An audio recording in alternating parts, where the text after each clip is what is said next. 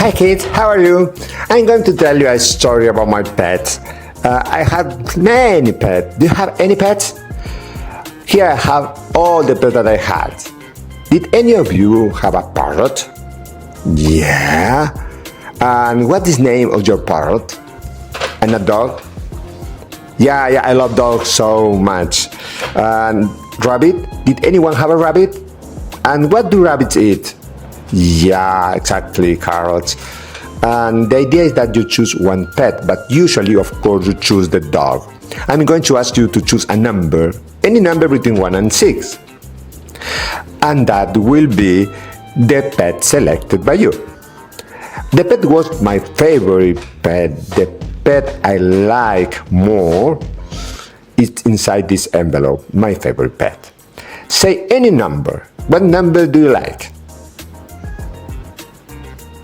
Number 2. Okay, number 2 will be. Are you sure you want to change number 2? Number 2 then. Look, number 1 is parrot, number 2 is rabbit, number 3 is the dog, 4 fish, 5 cat, 6 turtle.